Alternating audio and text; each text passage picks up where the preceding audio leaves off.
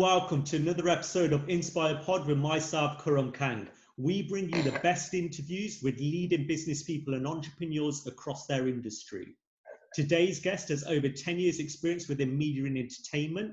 He's the CEO of Brit Asia since 2017. In 2018, he was named the director of Birmingham Commonwealth Association, and he's on the board of directors for Sikh Network and chair of media and communications for the Sikh Council UK. Today's guest is none other than Mr. Tony Singh Shergill. How you doing, Tony? You okay? Good, thank you, Karan. Thank you for having me on the show. No problem. Really excited to get you on. And look, for anybody watching this and wondering why it's on Zoom, this was when we had an epidemic called coronavirus. So we're just innovating with online conferences for now. And just going off the back of that, how have you found coronavirus and the current issues affecting your industry within media? Well, Karan, obviously, there's businesses out there that, are in lockdown and can't advertise. I think one good thing is that people at home, they can still watch Brit Asia TV on the Sky platform or the Freeview platform. But it's affected us in the fact that we can't go out and actively go and get that sponsorship, the money. We host 2-3 major events a year, which is the Brit Asia Music Awards and the Punjabi Film Awards. And last year it was at Wembley Arena and Marriott Hotel on Park Lane. So obviously that sponsorship and the connectivity engagement with audiences kind of slows down, and then it stops us obviously creating more content, creating different shows, and then the kind of sponsorship just freezes up and advertisement really. Okay. And with that, do you see any like long-term effects or anything that can come off the back of it? I don't see any long-term effects. I think if we could, it's all about the bounce back. So as long as we get back to normality around maybe June, I'm hoping the first week of June, being realistic, I think there's a strong bounce back where we could help a lot of businesses get back on their feet. A lot of businesses would want to market, would need to get their brand awareness out there, would need to advertise. And I think we're in a great position at that time to support a lot of people on our platforms, because we're not just a TV platform. We're actually, we have our online social media platform. We have our online presence on, our website. We've recently diversified within this pandemic. We just launched our own mobile network, which currently we're giving out free NHS mobile SIMs. So basically, if you're an NHS frontline worker, you could just go onto our portal, BritAsiaMobile.com, and request for a SIM where you get free data, free text messages and free minutes. We've done that based on the fact that some of the frontline workers can't go back home and they're having to stop in apartments or hotels provided by NHS because their families could be affected. So instead of them using their own data, we're the first telecom provider to obviously offer that. I was on radio yesterday talking about what we've done, and I think that's what's great about Great Britain, that it doesn't matter which community you belong to, doesn't matter your ethnicity or background, everyone kind of just does their part, and I think that's really important. And there's some great inspirations out there like Captain Moore, who's raised over 20 million. Carl Said are giving out a lot of food. Different organizations out there, they're really doing some great work. That's fantastic. And yeah, it's great to see a lot of communities coming together. The country was quite divided after Brexit, and it was a bit 50-50. So seeing everybody coming together to try and get that is great, and good to see what Brit Asia did to be involved as well. With regards to like the consumption, obviously with Brit Asia, what you provide can be consumed, at home, on the phone, etc. Have you seen any, spikes or decreases in, an online audience, or has it been the same? I would say in the first month, Karan, we saw a slight decline, and it's not just our channels; it's the whole Asian boutique on Sky. The reason being for that was a lot of people focused on watching news, and you can't blame them because they want to be updated every minute. So we saw that, but then gradually, as the weeks pass, you can see that people are kind of getting back to their normal pattern and trying to stay positive. And I think with our channel, it's a very positive channel because, you know, people don't understand the music and where it actually comes from. You know, there's a lot of positivity in the beat and the Yeah. sound, and you know, you automatically your hands start raising, and you think, you know, why is it so positive? And I think, you know, the music that we play on, you know, predominantly it is Punjabi, but the music we play on the channel is that positivity. And look, let's not forget, there's 200 million speaking Punjabis around the world. There's Sikh Punjabi, Hindu Punjabi, Muslim Punjabi, Christian Punjabi. So, you know, it's great to represent all these backgrounds and communities. And you know, via the platform, really, Brit Asia TV. Great, and good to see that you touched upon positivity there. And that leads me to my next question. Do you see many positive outcomes coming back after Corona because of changes that's happened in this industry? I think. Look, we've got to be realistic. I think we're heading for a real tough time. You know, and you know, GDP is dropping. You know, there's no trade. Where UK is you know, is a service centre and known for its financial sector. Again, I think we're in struggling times. To be totally honest with you, you will see a lot of major change. You know, closing down. But I think the positivity is the bounce back. How can you bounce back from this? And to be honest, the reality is it's a survival. And can you survive through this pandemic? And obviously you're very well experienced across you know, business and you know, not just in media and entertainment. What advice can you give to people sitting at home watching this about surviving this current you know, period and getting on that bounce back? I mean, my advice is look at opportunity. There's a key element, regardless of whatever you do in life and whatever business or whatever route you've taken, it's all about opportunity. And if you could seize the opportunity or diversify, so look what we've done. We're a predominantly a broadcaster on Sky, but why have we created an MVNO and looked at diversifying into the mobile sector? So that was an opportunity that we created within this time. And that's what I say to people out there: think out the box, look at different strategies. How can your business, or how can you provide a service or some sort of you know, of diversification to, you know, making that bounce back a little bit easier or a little bit less.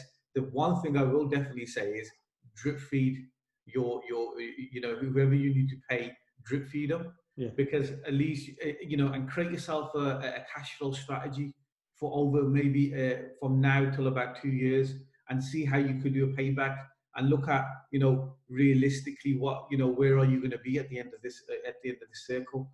So, you know, just things like that you really need to just sit down, take a day out, you know, and just analyze everything, but look at thinking out the box. Right. And you know, maybe this next question can be relevant for people who want to start up in business, you know, from scratch anyway.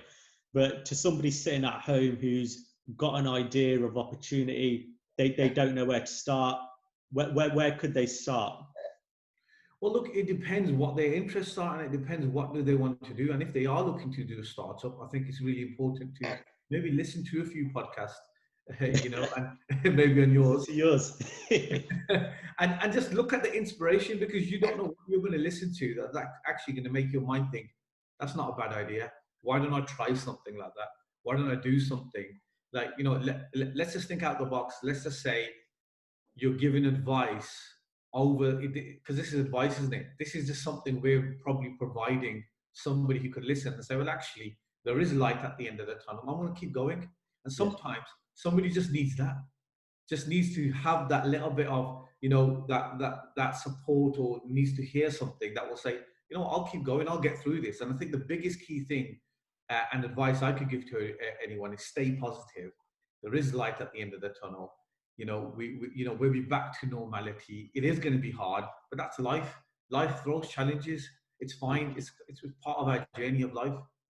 Brilliant. And just to give a bit of a background to yourself, like, what initially got you into the media industry and why? Look, I mean, it's basically, I'm going to come back to that word opportunity. I was at the right time. at the right place. Yeah. The opportunity was something totally different. I was thinking of creating an online tabloid, and it actually turned out into conversation that why don't we just launch a TV channel? And I launched my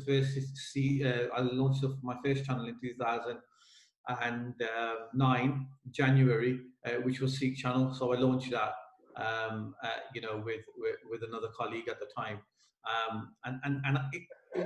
believe it or not, it was probably accidental, because I actually went to an investor regarding something else, and he said, "Well, look, I have this, and what do you think? Could we create something?"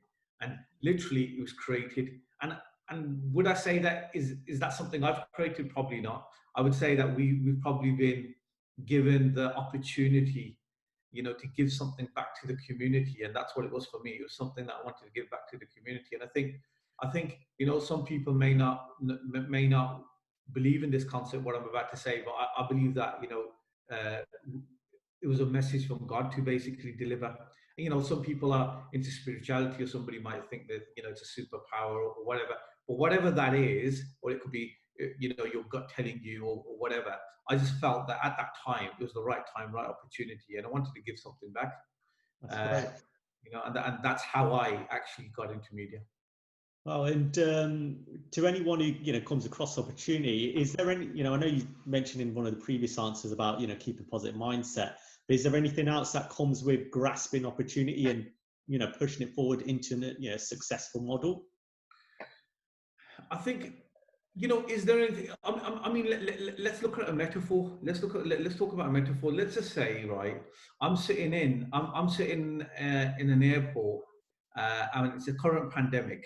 Okay, and I'm sitting across. I'm about to jump on a plane, and I hear a conversation happening, and it's a director from NHS speaking to a guy who's basically in Europe and saying, "I'm happy to provide you test kits."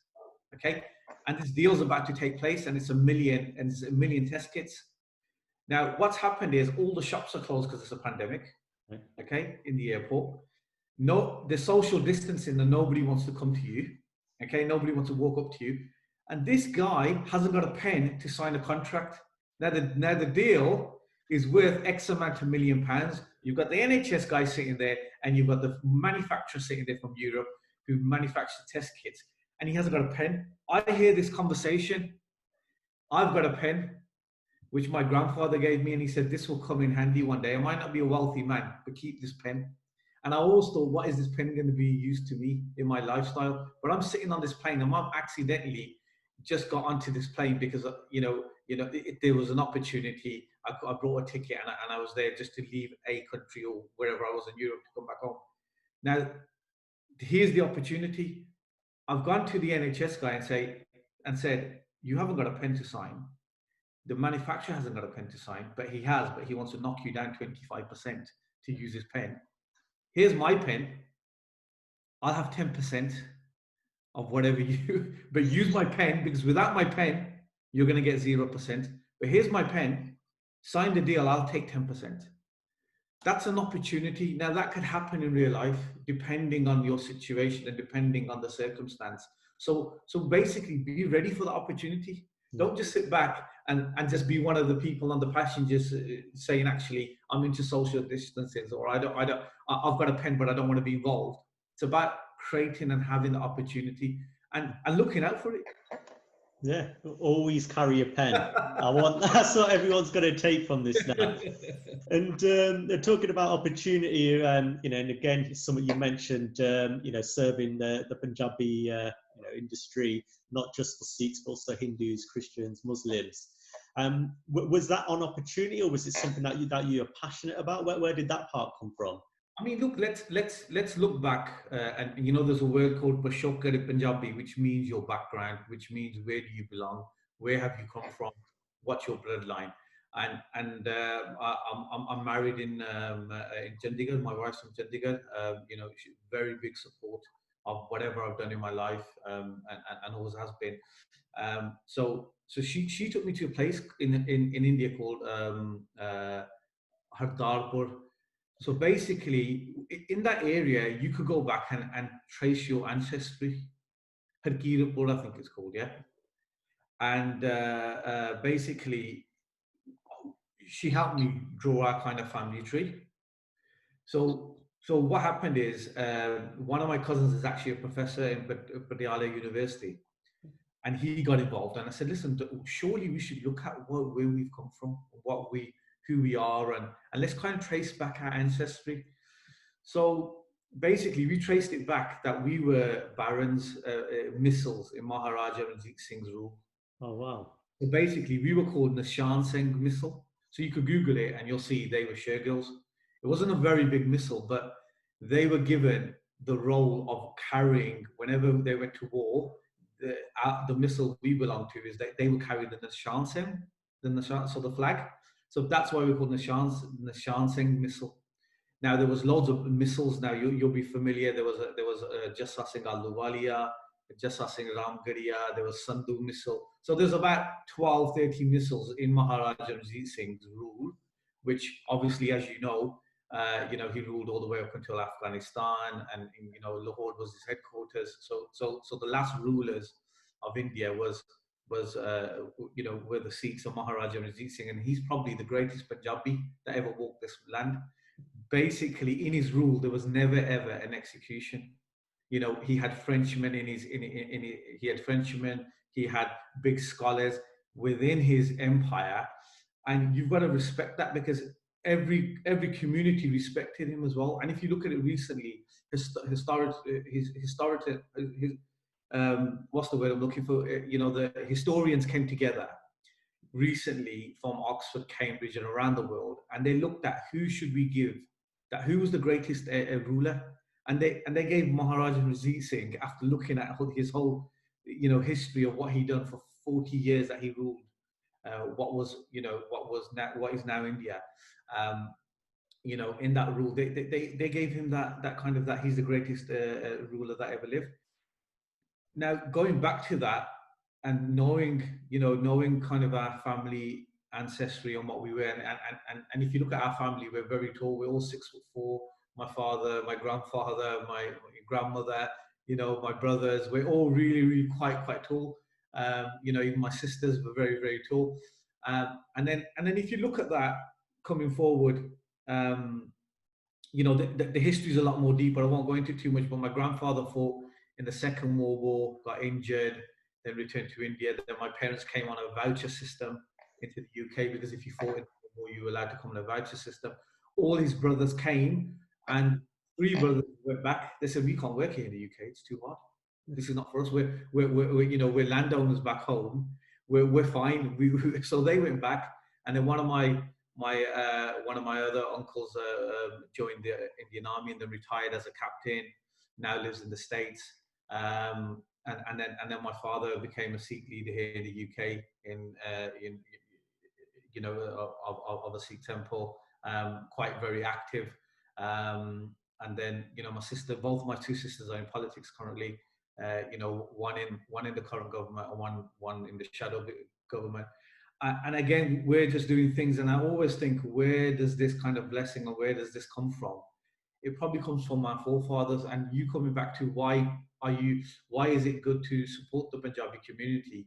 It happens, doesn't it, for somewhere or some reason. I ask myself the same question. I'm sitting here at Brit Asia TV when I've just launched some other maybe religious channels, but the reality is that the Punjabi is, and it comes back down to what I just said. It's supporting all these communities, and I think that's really important, that we keep this really alive for the next generations and younger kids. We have text messages, we have people sending in to saying, oh, look, here's my little son dancing to this song, here's my daughter dancing to.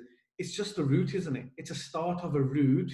And don't forget, if you can't read Punjabi, you won't be able to read Gurbani. So there's a start and an end to something, and it's really important to maybe, yes, stay proud to be British, which we are, but also keep that cultural element. So, if you're British Sikh or British Hindu, Muslim, Christian, and you're Punjabi at the same time, be proud of it. Yeah, definitely. And no, that's a great background as well. Some stuff in there I didn't know myself. So that's really cool. And going back to that Brit Asia you know, what you're doing within there. You know, I read that you led, you know, obviously you're CEO now, but led a consortium, overseas consortium, which bought Brit Asia a few years ago. Can you talk to us about that process of being part of something that buys an organization and what goes behind it? Yeah, sure. I mean, look, what we saw with Brit Asia TV was a brand, and we thought, look, it's a brand. It's been on air for over 12 years, um, and actually this brand could grow. So we purchased a brand with a followership, and it was a household name. Everyone knows Brit Asia TV.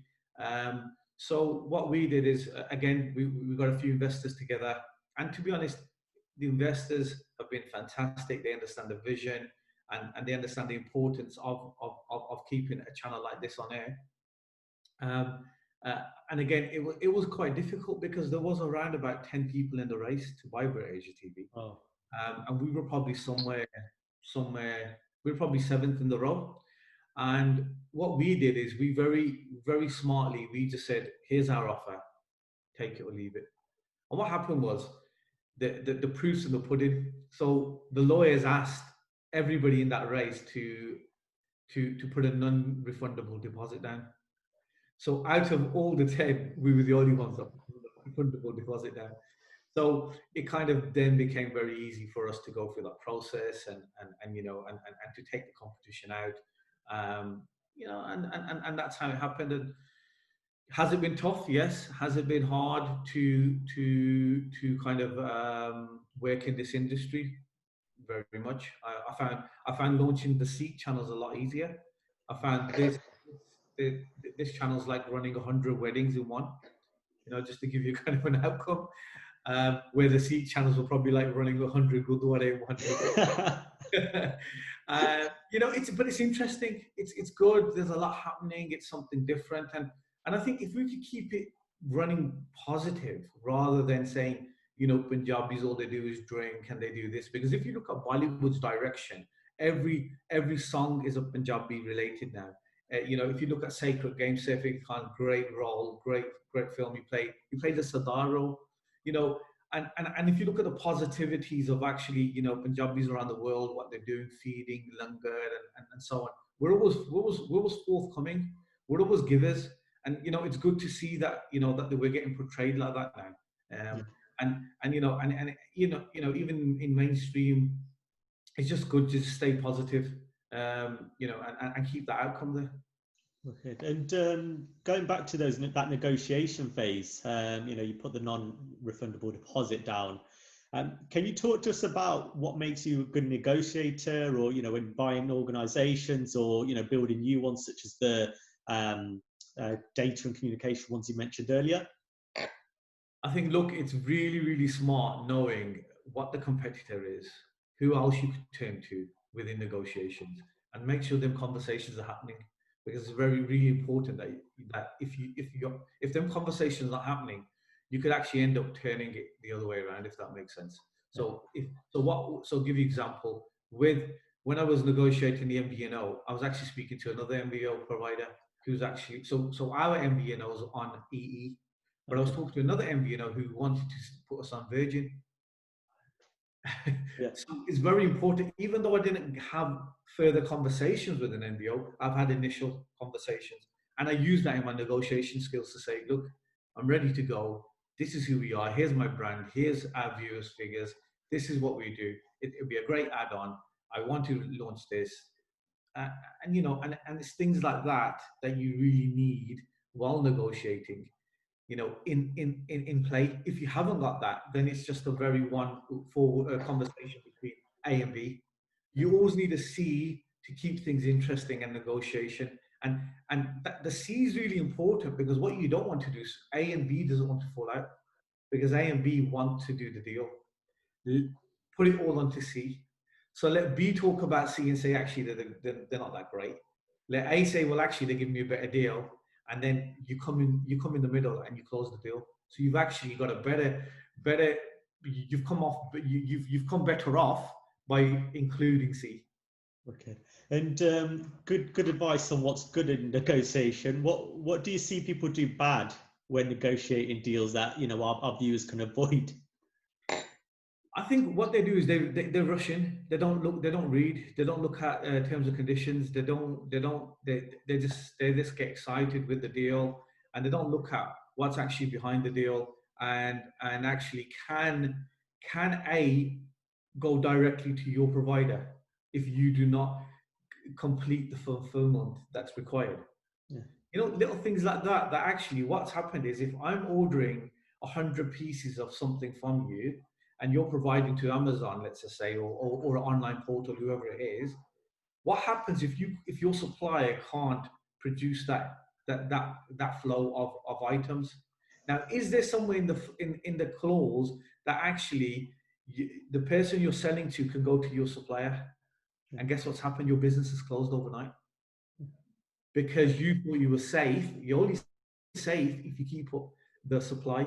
And if your supplier has had some issues and now has actually gone direct and taken you out the middleman, it's what's happened. You've closed because you didn't read the small print. You didn't look at some of these small things that actually could be detrimental later on in life or later on in a year's time. And these things happen. Great. So always read the small print. And always getting checked by somebody, with legal firms, or if somebody in your household knows about contracts or somebody's doing law, always just get it read over once over and understand what you're actually signing. Don't sign anything you don't understand. Great. And obviously you've as well as being CEO, and taken over a company, you've also founded companies. What's the difference, and which one do you prefer? I prefer setting up and being an innovator and creative. I prefer picking up. I mean, look, Sikh Channel was made out of what, from dust to gold. It was a platform that now people could, if they can't go to the temples, they could listen to the religious money. Now, again, I like picking up businesses that need something like an injection. Might need some more vision, might need some innovation, might need to take it to the next level. Like with Brit Asia, we're a global channel since we've taken over. We're now in India, we're now in Africa, we're now UK, Europe. The last stop will probably be Australia. So again, we've grown the brand within 3 years. We're the first company to hold outside of India the first Punjabi Film Awards, because Punjabi industry was not being recognized, even though they created so many films. And we did that back in 2018. So it's just things, clever strategies and things like this that we've done. Just keep everything moving, and that's really if you haven't got a forecast or a strategy for 5 years, you really need to create that. You really need to create an aim, objective, and a focus, because if you haven't got an exit route or you haven't got a goal, end goal, you need to have a rethink of where your business is heading. Right. And I always like creating new businesses, really. I mean, I currently sit on the leadership board for the NHS Trust, which is Sunderland, Birmingham, which is called the Metropolitan, the Met Hospital, which is in Cape Hill. It's borderline Birmingham and Sandwell. And again, what have I been doing recently? I've just been, connecting some of the procurement team into people that I know in London or medical industries that could basically provide PPE, that could provide PPE equipment, and again, whatever roles we sit on, I always try and make sure that these roles that we try and, give our best to, and offer our best advice. So it's not just about even companies that we're setting up, even some of the roles that I sit on, have I brought the right investor to the table? Have I brought the right organization? Have I done my tests on them to say actually they're worthy to supply A, B, and C? That's really exciting. And you touched upon the word strategy a couple of times in there. And I remember reading an article about yourself. I think it might have been in Biz Asia. When you first were CEO of Brit Asia, you talked about how the strategy was really to focus on quality and talent within Brit Asia moving forward. How's that gone, and has it changed in that short space of time? Yeah, well, let's put it this way. When we bought the channel, we were probably on around about 100,000 viewers a month. So it wasn't in a great state when we took over. And now we're at 800,000 a month. So you could see the difference. Yeah. You know, so where we are from when we took over in 2017 and where we are today in 2020. So again, what I did is I commercialized the channel. I made it more corporate. We now work with public sector. If you look at the channel and watch the channels and you see the ads, we have government ads, you know, on the channel stating, please stay at home. They wouldn't be giving these kind of ads to channels who actually haven't got a corporate structure. So what we did is we turned it into a corporate structure. We work with public and private sector. We've just lifted the brand a bit more professionalism and taking it to that next height. So we've stopped playing songs that actually shouldn't be on the platform and only quality. So there's a QS process. Your song can't just be played; it has to go through a process. So there's a number of things that we've done to keep that quality really in check. And obviously, the media industry is always changing. I was just reading a book by CEO of Walt Disney, Robert Iger, where he talks about how they started buying out other organizations to fit into Disney, and he's absolutely killed it there. How do you see the media industry changing, and how can you adapt to it? Well, look, if you look at Disney and you look at Comcast, they brought Sky out for X amount of billions. Now, if you look at that strategy, what's going to happen is it's adaptability. Now, a lot of people will say, "Oh, everything's online," but who's providing the internet to your houses? It's Sky, it's Virgin, it's BT. These people also have an online presence. These people also are in your homes on a Sky box or OTT. They're still providing, so they're adapting. So what will happen is you may just have one, maybe the way the future is, there's probably one fiber line coming into your household and providing A, B, C, D, E. So your internet, your entertainment, your phone line, your VoIP systems, and so on and so on. So what we've done, we're just ready to adapt. So if Sky changed their strategy and they want to be more of an IP strategy, and you don't need a box, and all you now need is a download an app, we're ready. We're adapted. And let me tell you how we've adapted. We haven't launched yet. We've launched our own mobile network so people could watch us on the go. So we're adapting and future-proofing for the next 4 to 5 years. So 100%, you have to be adaptability. There has to be some sort of your business has to adapt with the current trends. So if the current trends are moving more, online and so on, great. But traditional television is still alive in UK. It's the most expensive country in the world to own a TV channel. There's only out of a population of 67 million, there's probably only about 500 people that own a TV channel. £5 billion is your pot that's spent on commercial advertisement every year, so it still stays alive. As long as Premiership football's still on Sky TV, we're fine, unless it goes on to Amazon. Bezos. Or somebody else buys it out. So again, it comes back to adaptability. And there are the strong platforms out there, but people still put Brit Asia on when they're going out, if they've had a hard week. It's in the background when family are home. It's still there. It's still part of that family environment, regardless. What I would say is we haven't stopped watching television. We've just adapted differently on what we watch on television now. Great. And thanks for the massive background there on media and the changing landscape. Just to go into the next phase of this, obviously, one thing we really like to do on this is to really speak about the entrepreneur's background, really give the viewer an insight. Maybe it can give them some inspiration or some thoughts and ideas. Can you give us a bit of a background to your upbringing and what got you into entrepreneurship? I think what it is, from a young age, I've always kind of been that kind of entrepreneur. I think we have a streak beside us that, if you look at statistics, 33% of Asians either own their own business or have a second source of income. Yeah. So we've all been, somewhere down the line, we've had this courage, and I think that's the key thing. Business is about taking risks, and you've got to have courage. So if you can't take risks, business is not for you.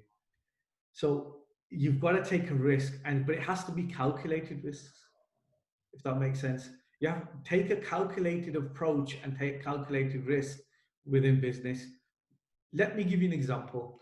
I believe that whatever amount of money you're going to earn in your life, you're going to earn it. Okay. What I believe is that we're here for a purpose. We're here not to basically, go to school, go to college, go to university, get married, have children, then spend the next 20 years to make sure your children are fine to get a house and so on. And then what happens is we go into retirement, we might go on a cruise, might get a bit religious and start going and spending time in your native countries or your forefathers' country. And then actually you pass away, and that's an 80 years, 75 year, 80 years cycle. I believe actually we're here to make a difference of some sort and to do something. So within that time frame, you could look at there's let's just say there's 3 plans. Okay, let's just say there's three plans that you have in your life opportunity. You can have a basic plan and run through that. That's a basic plan. Okay. So a little bit like, when you're buying a software, they give you 3 plans. Yeah. You've got one basic plan. Okay. And that's the basic plan I've just stated. Just live life as it is. Fantastic. And that's more of just going to work 9 to 5. Don't really need much. You're happy to rent, or you're happy to have, your first home, and that's it, and that's that cycle, and that's that process. Your second plan is obviously your silver plan. Is that what you want to do is you want to come out of that 9 to 5. Okay, you've done the 9 to 5 for about 10, 15 years of leaving university. Okay, and you think, actually, I want to try and go on to and try my own business, and that's where you get your own business and you get whatever you want. What I mean by whatever you want is whatever your achievements are. You want a nice car, you want a bigger house, you want to send your children to private school, you want to do this. So because you've taken that risk and you've understood what risk you're taking, because you've worked in that industry for 10 years, or you've had some sort of an incline, or you've created and you've been smart enough to get yourself a contract, or you've done something, you've now created yourself a business. That's the medium pack. Okay. Now the gold pack is your millionaires and your billionaires, where they've taken their risk where you wouldn't take. What they've done is they've put everything on the line, and they've taken the money from the banks at a cheap rate and brought 30 portfolio properties, brought 5 or 6 businesses, lent money at the same time, done this. They've taken that risk that a lot of people are worried to take, because they've done it based on the fact of your hard money that's kept in the bank and you're saving. They've lent it at a cheap rate and just taken and brought and built their empires, if that makes sense. So I think you've always got kind of 3 plans, and you've got to work out what is your plan. And it all comes down to that one word we started with: opportunity. So where do you position yourself within that plan and take that opportunity when it comes at you? Yeah, and with that, with the taking risk and having that ambition, do you think that's something that anybody can do, or do you think is it learnt? What's your thoughts on that? You know what? I don't think it's learnt. I think there's you've got to have the hunger. If you haven't got the hunger, you're not going to learn, and you're not going to fall. So in my life, I made a lot of money. I lost a lot of money, and so in my lifetime, I've run a number of businesses, and there was a time where I didn't know where money was coming from. Then there was a time in my life where I had probably a pound, and I was so proud that I would never ask any family member, my parents, my father, for any money, but I had to start again. But I understood the formula. I understood the formula of success. So now I live my life very balanced. I don't need to be here. I don't want to go down there. I'm happy to be in the middle range, if that makes sense. So if I haven't done that in business,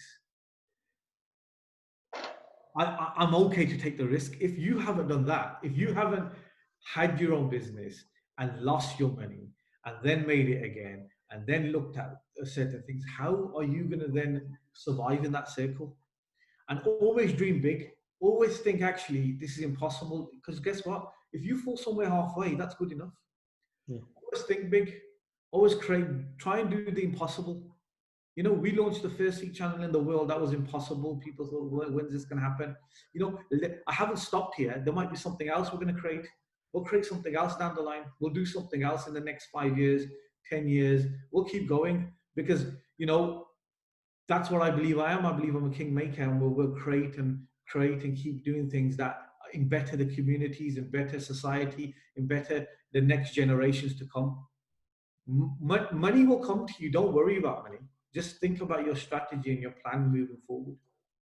And you touched upon two things there: thinking big, and also you know, taking risk. And what other key traits do you see in other successful people who you know come across within your day-to-day businesses? The only thing I see in other people who are very wealthy and done really well, they've looked at an opportunity, and they've thought about the opportunity, and they've reversed engineered that opportunity because they've now understood how to make the money.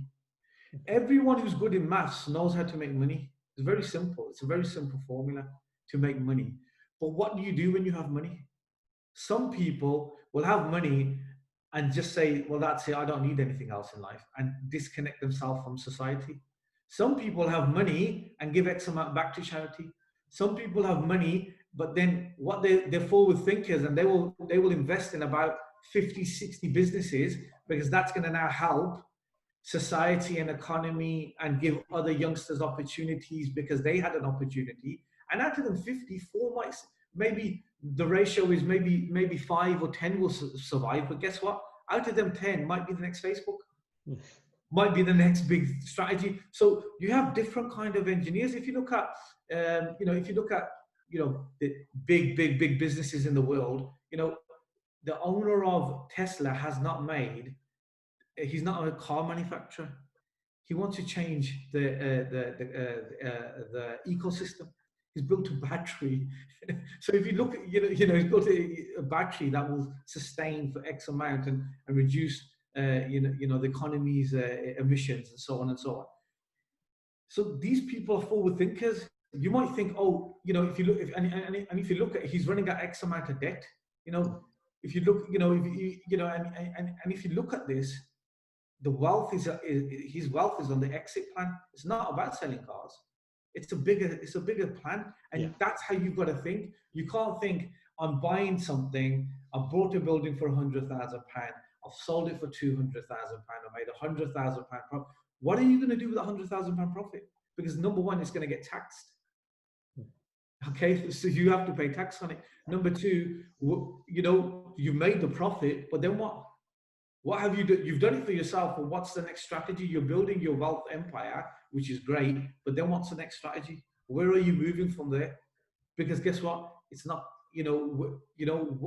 what else can you give at that time to help the next guy? I'm in Brit Asia TV, I'm all about giving people opportunities, helping the next person. And if I look at the track record of Brit Asia TV, people have gone on to work at BBC.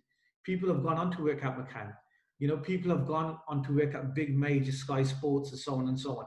It's been a great platform. And I think, businessmen and business people, anyone in business, they should look outwards a little bit to say, well, actually, I had this opportunity. What can I give back? There's always a scope of giving something back. If you could give maybe a tenth or a percent, or 5% of your overall income and have a play with that, let's give you something back to society, because you've got to keep the economy moving. You've got to keep giving people opportunities. And sometimes it might, like, going back to your question, has everybody got it in them? Not everybody's got it in them, but if somebody's given an opportunity, they'll probably execute it well. Yeah. So there are some people that need to be given an opportunity, but only you as a businessman, like a Dragon's Den strategy, could only tell, actually, that guy's worth investing in, or that person's worth doing that with. Yeah, and that's all like really exciting. And you spoke about earlier, you can be up there, but then you can also be down there as well. When you are going through those challenges and those rough patches, what's your mindset and thought to come out of them? And how does it feel being in that situation at that time? Look, your mindset, you have to be very focused. your family at that time are your biggest support. You have to surround yourself with people who could take you back up to the level you were at. If you're going to associate now with certain people who can't take you to the top, how are you going to get there? So there's a strategy and a game plan. So what I did is that at that time is I surrounded myself with a strong team. I surrounded myself with strong accountants, lawyers, good businessmen, good advisors, good people, key people that now I could help get myself back onto that level, because wherever there's a will, there's a way. And I think that's how you've got to think. Within them bad times, I thought, I'll make it again. It's okay. I'm fine. It took me 8 years, which is fine, but it was 8 years of struggle, but at least it taught me a lesson. It taught me a lesson how to manage money.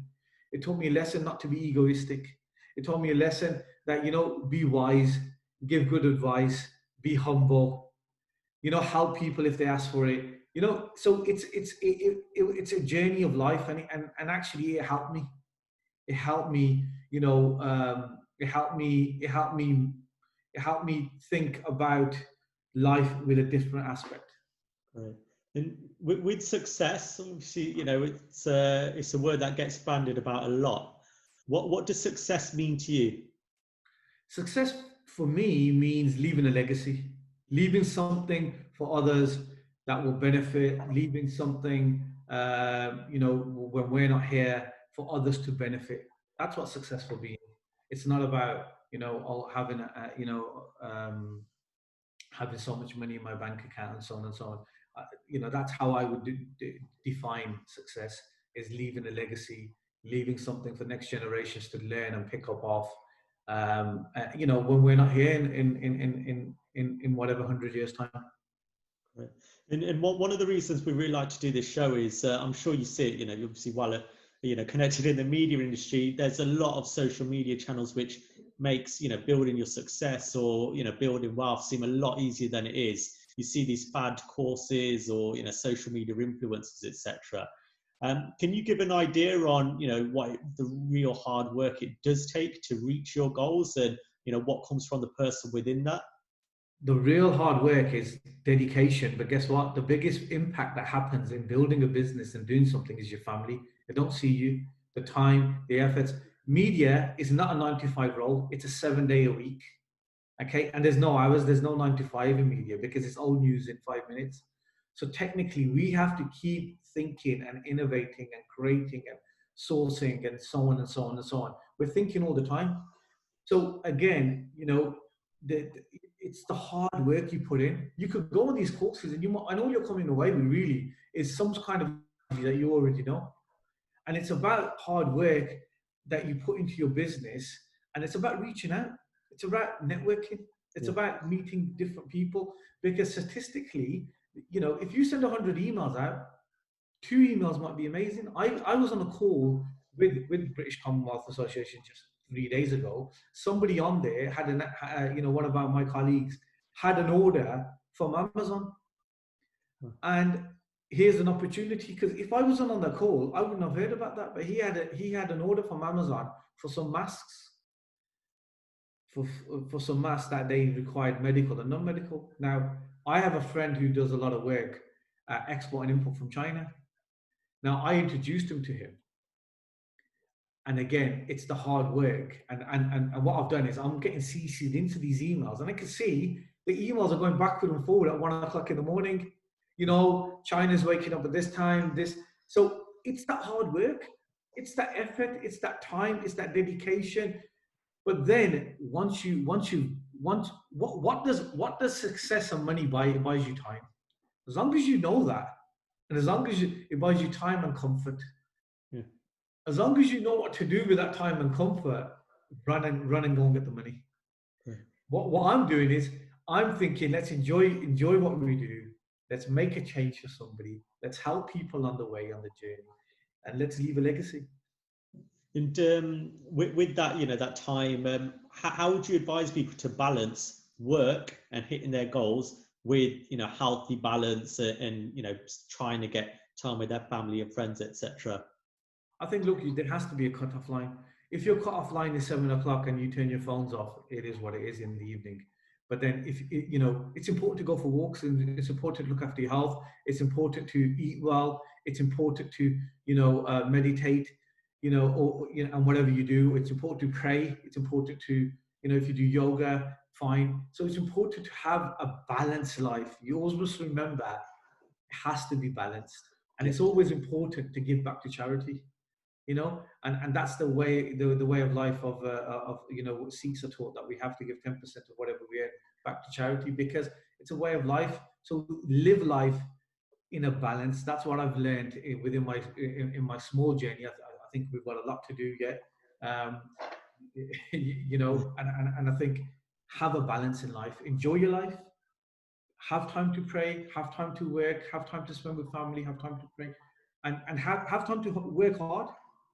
It's a balance, and only you could create that balance. There's no one could teach you how to have that balance, because you're in control of your time, throughout your journey of trying to building your success and empire. Perfect. And that was great. Thanks a lot for all that detail throughout there. How we try to end off, as a lot of podcasts do, they have their own tailored quickfire round. But I try to personalize it depending on what your industry and background is. So it's just 5 quick questions. Some of them can be a sentence if you like. So the first one is, which media or entertainment company in the world do you most look up to? Good question. Disney. Who is your favorite all-time music artist? You got me there. Probably a few.